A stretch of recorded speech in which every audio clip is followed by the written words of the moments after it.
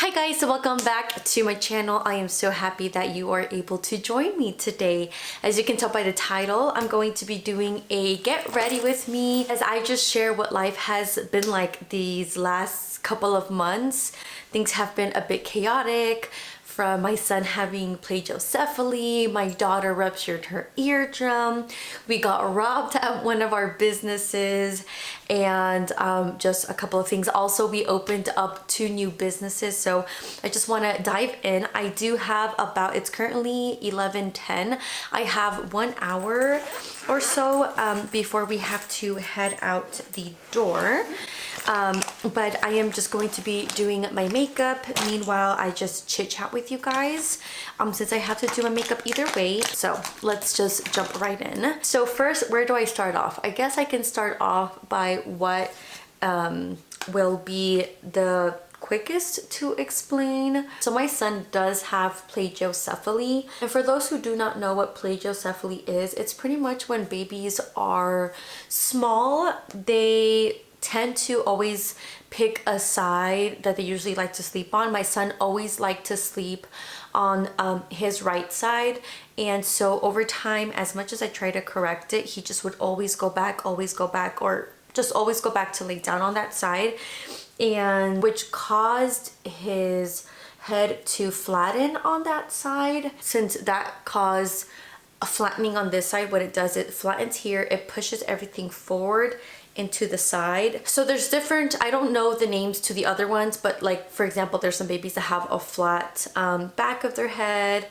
What my son has, which is plagiocephaly, which it goes like to one side. There's just different head shapes that can be caused due to that, just because they sleep all the time, of course, for the first few months of their life, so they are more prone to get that. So if you have a baby on the way, or you have a really little one that you're able to still to try and avoid this, I am telling you now, try your hardest to have your baby keep on switching positions each nap, because then your kid will most likely get to a stage where it would be too late to correct naturally, and naturally would be just switching their head like positions. And yeah, anyways, we were taking my son to get some therapy done to get because he always liked sleeping on this side, so he had just more movement looking this way, and he would just be more tight on his left side of his body. So we did take him to therapy, so he was able to get a little bit more range of motion on that side of his body, which we did see a difference, because he started moving his head a little bit more. He would on his own move his head to the left, so which was good signs, but it just wasn't enough, and it was just too late for us to try and correct it. Although I feel like I did, you know, try to do the most that I could, but they get to a stage, and I took my son when he was about like 7 months, and the specialist had let me know that pretty much at 7 months, baby skulls get hardened like adults, and it's pretty much almost impossible to try and fix it with natural remedies, like just by trying to fix the way his head is facing. So we pretty much had no other option if we wanted to go ahead and fix his head shape. And I'm gonna insert a picture here because, you know, the ones who would see my baby, they would say like, it's not even noticeable. No, it's not even noticeable. It's like, no, it was to us, because, you know, we would see him. Of course, we see him every single day.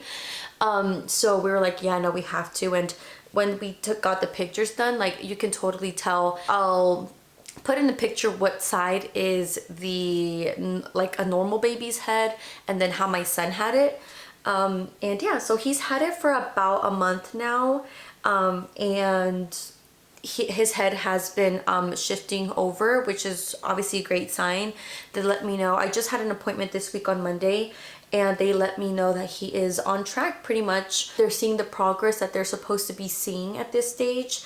And when he hits his 2-month mark, they are going to be taking pictures of his head, because pretty much he has an appointment every 2 weeks. And since he has it every 2 weeks, then they adjust his helmet every 2 weeks since his head is shifting. But at the 2-month mark is when they actually take photos, so I can truly see the difference. Anyways, so my next child, Evaluna, my daughter, She had a ear rupture. And I'm going to tell you a little bit about how that happened. So my daughter was sick and she had a lot of like sinus and cough and all that, boogers, the whole shebang. And so one Sunday we are just like laying in bed. We didn't end up going to church because my daughter was sick. We're just like laying down upstairs in our loft watching a movie. We're just having a really chill day.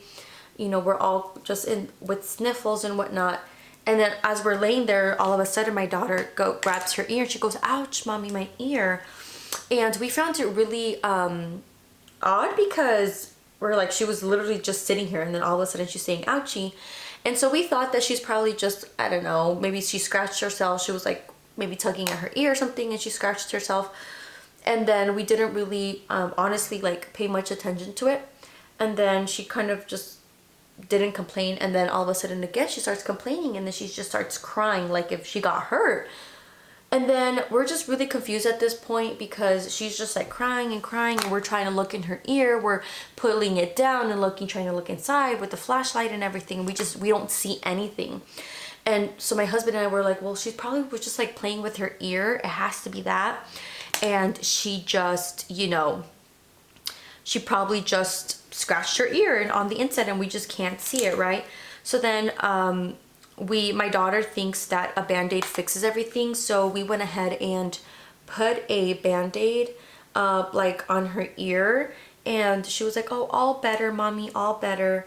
So we said, okay, well, you know, maybe that really did just calm her down. But then she just kept complaining for the rest of the night. So then we're like, okay, let's just give her some Tylenol. And then we went to bed and she calmed down. But then she had such a rough night that night. She barely slept. And then the next morning, which was a Monday, she did not complain, you guys, about her ear all day, literally. So then my husband and I were like, okay, well, maybe it was just, who knows, maybe it was just something that was bothering her and now it's not, you know. So again, we didn't think much of it because she just stopped complaining. And so we left it like that. Now comes Tuesday morning. We wake up and then there's like blood on our pillow. And then my husband says, "Oh, like whose blood is that?" And I was like, honestly, I don't know. And then literally as we were talking about it, my daughter starts saying, "Ouchie, mommy, my ear." So we go look in her ear, and I'll post a photo here. She literally had blood in her ear. So of course, obviously, as you can tell by the photo, we started freaking out and we're like, what the heck, you know, like how could she, like what could she have done to her ear? So we're like, she probably did scratch her ear and like now it's bleeding. She actually had a dentist appointment that morning, and I told my husband, well, I'll just take her to a dentist appointment, and then, you know, because we're already running a bit late to head out to her dentist appointment, and then I'll be back and then we'll see what's going on. And my husband said, no, like we're not gonna take her to the dentist, like we need to, you know, she's bleeding from her ear. I don't know what I was thinking. I'm like, no, yeah, you're right. So then I was like, my husband and I were just talking and we're like, should we clean it up ourselves? You know, see if maybe she just scratched herself? Or should we just leave it and take her to the emergency room? And then we just came to the decision, like, no, like why even mess with it? So we went to the emergency room, and yeah, I mean, they did a whole exam, cleaned up her ear, and it turned out that she had a ear rupture. And talking with the doctor, and then later on we did have to take her to a ENT, someone who specializes in ears, nose, throat. They pretty much just told us that it's common for it to happen when someone is sick due to all like the sinus, the pressure, and all that. He explained it like, if this is the lining of the ear, here is the inside of the ear, and here's the outside. So what he said is all the pressure just kept building up the sinus, her being sick, and just it was just so much pressure, it caused the eardrum to rupture. And yeah, so we're like, wow, okay. So that's what she was complaining about Sunday night. She was just sitting there, and then all of a sudden her eardrum ruptured. They told us that it was going to take closer to the month mark for her to get fully healed. And then we were like, okay, you know, so that's kind of what we were expecting. We actually had a trip to Guatemala booked. We bought the tickets and everything, you guys.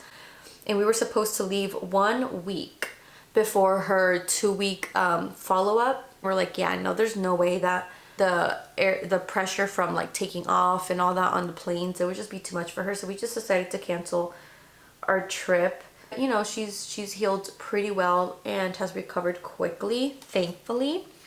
But just a heads up, if you have a kid who is sick and has sniffles and all this stuff, congestion, and then all of a sudden they're like tugging on their ear, most likely an ear infection.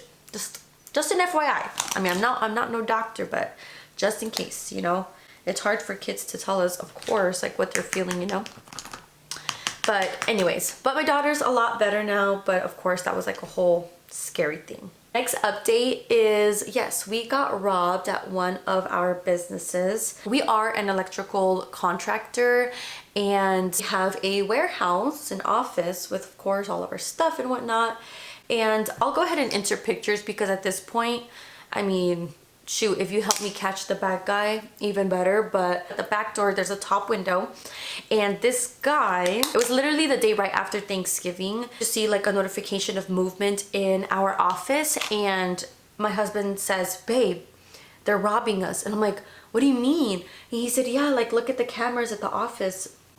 And so I open it up and yeah, like you can see the guy breaking in. I don't know what he threw. He threw something from the top window, and there was, I guess, some pallets from a neighbor of ours. He leaned it against the wall, climbed it, threw whatever he threw, broke the window.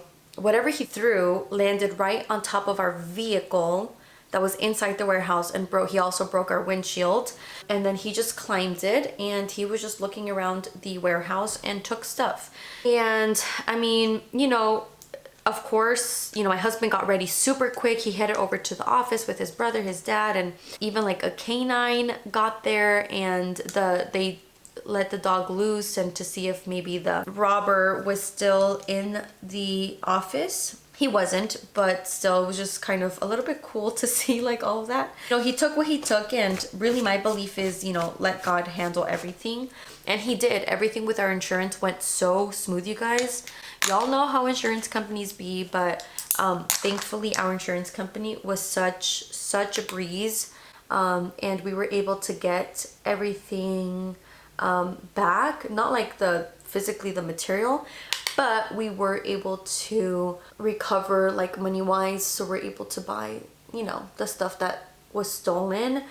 And you know, God bless that man. Who knows? Nobody knows. I'm not saying that like, oh yeah, sure, rob us, but there's also this inside of me of like, okay, who knows what his needs were, and whatever his reasoning was. Obviously robbing is never good and no one wants to get robbed, and I'm not saying I'll go ahead and get robbed again, but what I am saying is that, you know, I do truly believe that God is the judge and he knows why everything happened, and he allowed everything to happen. And again, we did recover everything, which is, you know, the great thing.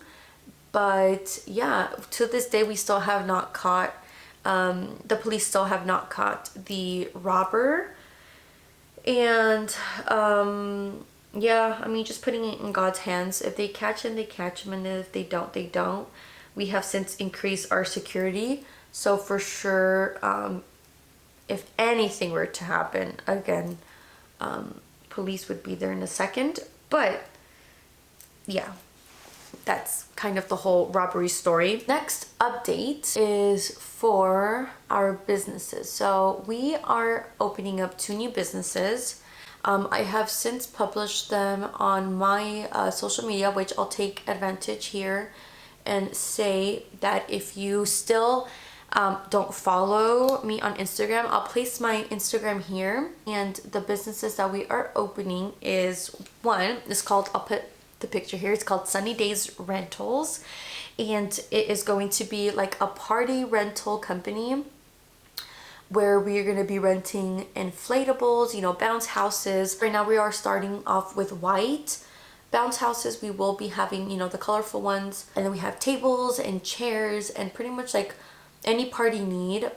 So I will put the information on the screen so you guys can follow us. We are also going to be doing a giveaway. So if you live in Las Vegas and you're going to be having a party soon and you would very much enjoy a free inflatable, then this definitely is for you. We're gonna be doing a giveaway. The first 50 people that follow our Instagram account automatically have 2 entries into this giveaway. But if you are not one of the 50 followers, the first 50, and you end up following us, we will soon be posting a post about the giveaway, and it's up to $400 worth of credit, so you are able to get an inflatable. So to elevate your party, I would suggest going ahead and joining the giveaway. So that's one of our businesses. And then the second new business that we are opening is an HVAC company, and I'll post all the information here, but anything that has to do with heating, ventilation, air conditioning, all that, services, maintenance, and anything that you're able to do by following us on Instagram, or share posts that we do, share it with your friends and family. You guys, we appreciate it so much. I hope you guys enjoyed my little life update. Things again have been a little bit hectic, and then opening another 2 businesses. And for those, if you're new here, if you didn't know, we actually own 4 businesses, and the 2 are the ones that I just explained, Sunny Days Rentals, and then the other one is Upwind, which is an HVAC company. We have 2 other ones, which is our electrical business. We do solar installation, any electrical services. We've been open for about 4 years with that company. It's called Caballeros Electric LLC. And then we have another one which does designs for solar companies, the design of the layout of how panels go on the roof and whatnot. We offer those services as well. So it's 4 businesses that we do own. And yeah, I mean, we are trying to, you know, plant seeds where we can and extend, you know, wherever we can, and have different streams of income. And yeah, I mean, we do love to do a lot of like charity work and donations, you know, to nonprofit organizations. We love to give back to the community. Hola mis hijos, estamos aquí en vivo, Jorge, Carolina, en el nombre de Jesús, Señor, predicándole a este poco de niños, en el nombre de Jesucristo, Señor. Estamos en la barriada. Dios les bendiga, Dios les guarde, multiplicación del cielo. En el nombre, todavía están llegando más niños. En el nombre de Jesucristo. Gloria a Dios. Aleluya. And I think that the Lord has just, you know, placed that in our hearts, and we want to continue to keep on giving. I promise you, this is not like a greedy thing where we're like, yeah, we need to, you know, have like all the money in the world. We are by no means rich, that's for sure. I read this post once, and I'm gonna finish off with this, but I sent it to my husband and I thought it was so funny. And it says, being an entrepreneur is wild. You can have $3.22 on Monday, $64,000 on Wednesday, and $1.57 left on Friday. I'm like, it cannot be any more true. But honestly, this has just been a thing where we are fully trusting in the Lord. You know, we do believe He has placed these businesses in our hands for a reason, and we are forever grateful in that. And yesterday I actually shared a Bible verse. So as I was reading the Bible yesterday, and it hit me so hard.